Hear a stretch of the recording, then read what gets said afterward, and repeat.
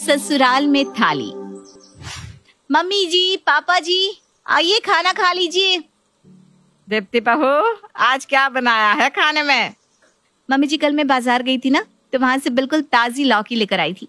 देखिए लौकी की कितनी बढ़िया सब्जी बनी है, देख कर ही आपके मुंह में पानी आ जाएगा। अरे तो अपनी लौकी की सब्जी ना अपने पास ही रख ले। हम तो परेशान हो गए तेरे हर रोज के इस हरी सब्जियों के प्रेम से।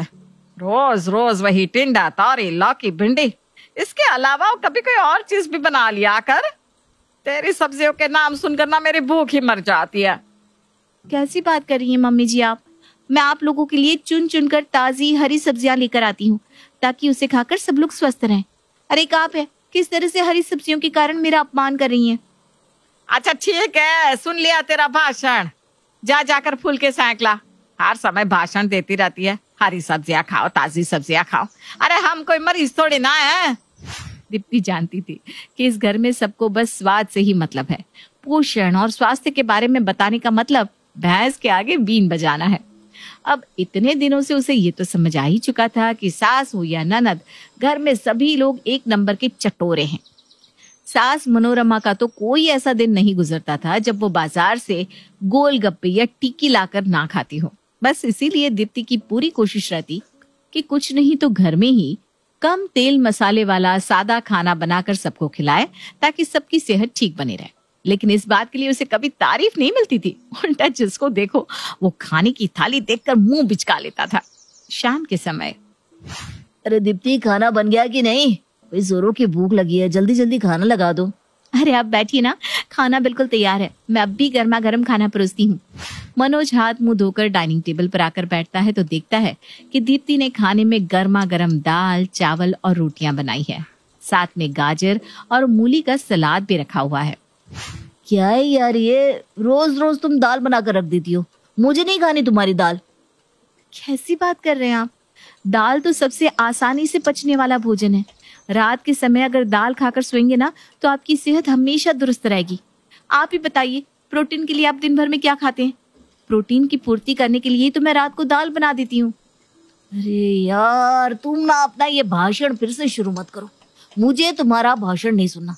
कभी तो ढंग का खाना खिला दिया करो यार। कितने खुशी खुशी मैं घर लौटा था कि आज तो कुछ बढ़िया सा खाऊंगा, लेकिन तुम्हारा ये दाल चावल देखकर मेरी भूख ही मर जाती है। रख लो अपना खाना अपने पास, मुझे नहीं खाना। दीप्ति को बातें सुनाने के बाद मनोज वहां से उठकर अपने कमरे में चला जाता है। लो, ये क्या बात हुई? खाना भी नहीं खाया और ऐसे ही थाली सरकाकर चले गए। पता नहीं इस घर में सही बात किसी को समझ में क्यों नहीं आती। अरे मैं सबकी दुश्मन थोड़ी ना हूँ।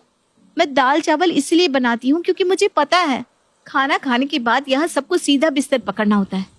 अगर रात में कुछ भारी बना दूंगी तो उसे रात के समय डाइजेस्ट करना अपने आप में बीमारियों को न्योता देने के बराबर होता है। इसीलिए तो मैं रात के समय जानबूझकर हल्का खाना बनाती हूँ, ताकि मेरे आलसी ससुराल वालों की सेहत सही रहे। लेकिन इस घर में तो अच्छाई का इनाम हमेशा यही होता है जो अभी अभी मुझे मिला। अगले दिन सुबह नाश्ते के समय, भाभी जल्दी से नाश्ता लगा दो, कॉलेज के लिए लेट हो जाऊंगी मैं। नाश्ता बिल्कुल तैयार है, मैं लेकर आ ही रही थी। रेखा जल्दी से डाइनिंग टेबल पर बैठ जाती है। जैसे ही वो कैसरोल खोलकर देखती है तो उसे देखकर उसकी त्योनियां चढ़ जाती है। ये क्या है भाभी, आपने आज फिर चुकंदर के पराठे बनाकर रख दिए? आपसे तो कुछ भी कहना बेकार है। अरे चुकंदर के पराठे कौन खाता है? मुझे तो चुकंदर की शक्ल से नफरत है, ऊपर से आप रोज रोज नाश्ते में यही बनाकर देती हो। अरे आप समझती क्यों नहीं रेखा दीदी, आपकी बॉडी में खून की कमी बताई है डॉक्टर ने, इसलिए आपके लिए चुकंदर, अनार जैसी चीज खाना बहुत जरूरी है। अब आप तो चुकंदर के नाम से इतना चिढ़ जाती है कि खाना तो दूर की बात है। इसीलिए मैं सुबह सुबह 6 बजे उठकर आपके लिए चुकंदर के पराठे बनाती हूँ, ताकि कम मात्रा में ही सही लेकिन आपको आयरन तो मिल सके। भाभी, आपको ना मेरी माँ बनने की कोई जरूरत नहीं है। मेरा हीमोग्लोबिन कम है ना, भुगत लूंगी मैं। आपको मेरी जरूरत से ज्यादा चिंता करने की कोई जरूरत नहीं है। और हाँ, मैं कॉलेज जा रही हूँ, अब आप ही खा लीजिए ये चुकंदर के पराठे। अरे रेखा दीदी सुनिए तो। रहने दो भाभी, आप यही चाहती थी ना कि मैं खाली पेट ही चली जाऊं, तो ठीक है। अब पीछे से रोकने का क्या मतलब है? सुबह स्नैक्स के नाम पर किशमिश और चने खिलाती हूँ, नाश्ते में चुकंदर के पराठे, और रात में स्वीट डिश मांगो तो एप्पल काट कर पकड़ा देती हो। अरे कौन खाता है ऐसा खाना? किस दुनिया में जी रही हो भाभी आप? पता नहीं भैया को आप में क्या पसंद आया। जिस दिन से आप हमारे घर में आई हो ना, सबके टेस्ट की बैंड बजा कर रख दी है। कल मम्मी भी बोल रही थी, एकदम तंग आ चुकी है आपके खाने से। जब मम्मी पापा भैया कोई भी आपसे खुश नहीं है, तब कुछ समझ में क्यों नहीं आता कि आपको हमारे टेस्ट के अकॉर्डिंग ही खाना बनाना चाहिए। ठीक है, मान लिया, हो गई मुझसे गलती। आज के बाद मैं वही बनाऊंगी जो आप लोगों को चाहिए, और फिर उसके बाद अगर किसी ने भी मुझसे शिकायत की ना, तो मुझसे बुरा कोई नहीं होगा। रोज रोज के ताने सुनकर दीप्ति भी बहुत परेशान हो चुकी थी, इसलिए उसने फैसला किया कि अब वो ऐसा खाना बनाएगी कि सबकी अकल ठिकाने आ जाए। अगले दिन सुबह सुबह, ऑफिस के लिए देर हो रही है दीप्ति, आज लंच में क्या बना है? खैर तुमसे तो पूछना ही बेकार है, तुमने टिफिन के लिए क्या बनाया है, क्योंकि तुम तो रोज वही बनाती हो, भिंडी घिया या तौरी। ऐसी बात नहीं है, आज मैंने आपको लंच में थाली दी है। थाली दी है मतलब खाली थाली पैक कर दी है क्या? स्टील की थाली खाऊंगा क्या? आप समझे नहीं, थाली मतलब दाल चावल सब्जी रोटी मीठा अचार सलाद पापड़ सब कुछ। अब आपको लंच करते हुए बिल्कुल 5 स्टार होटल वाली फीलिंग आएगी। अरे वाह भाई, आज सूरज कौन सी दिशा से निकल गया जो तुमने इतनी अच्छी चीजें बना ली। मुझे ना अपनी गलती का एहसास हो गया है, अब मैं बिल्कुल वैसा ही खाना बनाऊंगी जैसा आप सबको पसंद है। दीप्ति की बात सुनकर मनोज खुशी खुशी लंच बॉक्स लेकर ऑफिस पहुंचता है लंच के समय। अरे यार रोहन, बड़ा जोरों की भूख लग रही है, क्या लाया है लंच में? अरे भाई, मेरी बीवी तो आज सुबह से सोकर ही नहीं उठी, इसलिए मैं टिफिन लेकर ही नहीं आया। लेकिन मनोज आज बहुत बड़ा डब्बा लेकर आया है, देखते भाभी जी ने आज क्या पैक करके दिया है उसे। मनोज, लंच का टाइम हो गया है भाई, खोल भी दे अपना पिटारा, हम भी देखे आज इस 5 मंजिला टिफिन बॉक्स में क्या भर के लाया है तू। मनोज के जवाब देने से पहले ही उसके दोस्त उसका टिफिन खोल लेते हैं। टिफिन देखकर उनकी आंखें हैरानी से खुली रह जाती है। अरे भाई वाह भाई वाह, आज तो लग रहा है भाभी जी बहुत अच्छे मूड में थी, इतनी सारी डिशेस एक साथ। कोई देख, तू अपना इंतजाम खुद देख लियो, अब ये पनीर की सब्जी और पूरी तो मैं ही खाऊंगा। भाई क्या पुलाव बनाया है, मजा ही आ गया, और साथ में ये मखनी दाल खाकर मैं तो उंगलियां ही चाटता रह गया। खाना तो तुम दोनों ने साफ कर दिया, अब लाओ पापड़ ही खिला दो। भाई पापड़ तो मेरी कमजोरी है, पापड़ देखकर मुझसे ना कंट्रोल नहीं होता। इतना कहकर रोहन टिफिन में रखे पापड़ भी खत्म कर देता है। अरे यार, पहली बार बीवी ने कुछ ढंग का खाना भेजा था, और वो भी ये भुक्कड़ साफ करके। अच्छा और टेस्टी खाना लाने का परिणाम ये हुआ था कि इतनी सारी डिशेस में से एक भी मनोज को चखने के लिए भी नहीं मिली, और आज मनोज को ऑफिस में भूखा रहकर ही दिन बिताना पड़ा।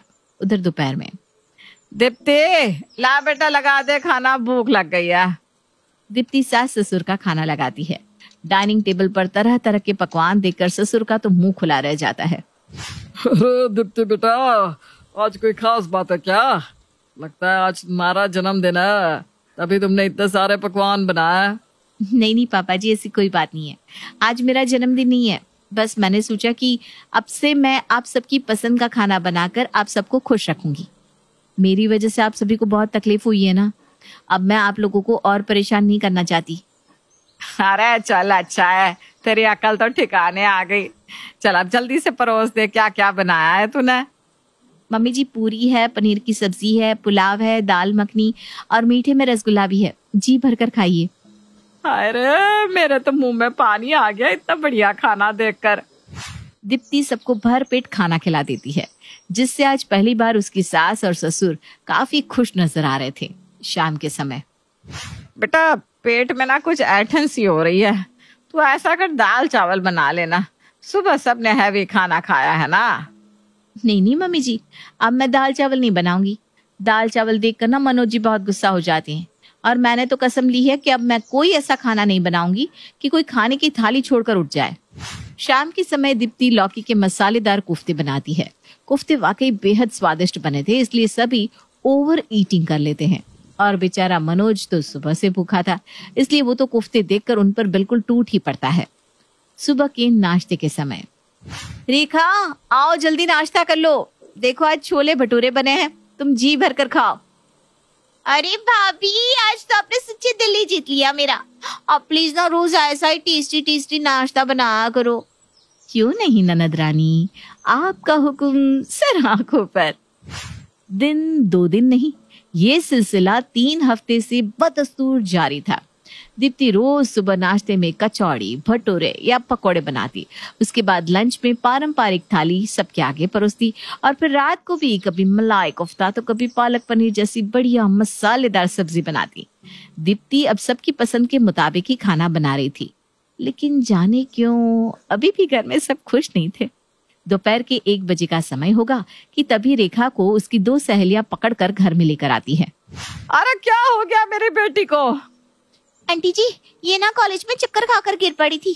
हम इसे डॉक्टर के पास लेकर गए तो डॉक्टर ने कहा कि इसके अंदर हीमोग्लोबिन बहुत कम हो गई है, जिसकी वजह से चक्कर आ रहे हैं। और ये कोई पहली बार नहीं हुआ, इससे पहले भी पिछले 10 दिन में ये 2 बार कॉलेज में चक्कर खाकर गिर चुकी है। अरे लगता है तुम कचौड़ियाँ ठीक से नहीं खा रही हो। अच्छे से कचौड़ियाँ नहीं खाओगी तो हीमोग्लोबिन कैसे बढ़ेगा? रुको, मैं अभी ना थोड़ी कचौड़ी बना कर लाती हूँ। मैं समझ गई भाभी आप क्या कहना चाहते हैं।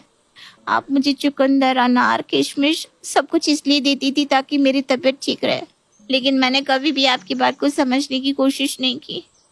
मुझे माफ कर दो भाभी, मुझे नहीं खाना अब ये पूरी कचौड़ी। आप मुझे पहले की तरह चुकंदर के पराठे बनाकर खिलाया करो। ये ठीक कह रही है बहू, मुझे भी माफ कर दे। मैं भी तुझे हमेशा हरी सब्जियां बनाने के लिए ताना मारती थी, लेकिन जब से तूने ये सब चटर पटर बनाना शुरू किया है ना, मेरा तो हाजमा ही खराब रहने लगा है। और बेटा वजन तो ऐसे बढ़ रहा है जैसे मैं आटे की 1 बोरी रोजाना खा रही हूँ। कल ही मैं टेस्ट करा कर आई हूँ, कोलेस्ट्रॉल, शुगर सब बढ़ गया है। डॉक्टर ने कहा है कि बिल्कुल उबला हुआ खाना खाना है, नहीं तो जल्दी ही ऊपर पहुंच जाऊंगी। पापा जी, वो आपको इस महीने के राशन का बिल देना था ना, आप जाकर चुकता कर दीजिएगा। अरे बहू, ये 15,000 का राशन कब और कौन खा गया? पापा जी, अब रोज पूरी कचौड़ी बनेगी तो तेल तो लगेगा ही ना, और वो जो रोज गाजर का हलवा, रस मलाई और गुलाब जामुन आप लोग खा रहे थे, उसका बिल भी तो भरना ही पड़ेगा ना। बेटा, हर महीने 15-20 हजार रुपए का राशन भरवाने का पैसा नहीं है मेरे पास। जिसे ज्यादा मसालेदार खाने की तलब मचे, अगले महीने का बिल उसी से भरवाना। मेरे लिए तो तुम बिल्कुल वैसा ही खाना बनाओ जैसा तुम बनाती थी, सादा, स्वादिष्ट और पौष्टिक। जी पापा जी। शाम के समय मनोज मुंह लटकाकर घर में घुसता है। अरे क्या बात है, आपका चेहरा क्यों लटका हुआ है? क्या बनाऊं आज, चना मसाला? अरे यार बस भी करो, मुझे नहीं खाना तुम्हारा ये चना मसाला। और कल से मुझे थाली देने की कोई जरूरत नहीं है। जिस दिन से तुमने ऑफिस में मुझे थाली देना शुरू किया है, रोज मुझे भूखे पेट ही घर वापस आना पड़ रहा है, क्योंकि तुम्हारा बनाया हुआ वो 56 भोग मुझ तक पहुंच ही नहीं पाता। पहले ही ऑफिस में छीना झपटी मच जाती है।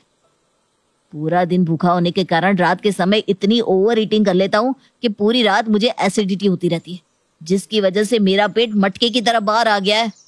तुम कल से अपना वही टिंडा तौरी बनाया करो। अरे कम से कम खाना तो खाने को मिलेगा। कुल मिलाकर पूरे परिवार की अकल बिल्कुल ठिकाने पर आ गई थी और ससुराल में थाली बनाने का रिवाज भी खत्म हो गया था।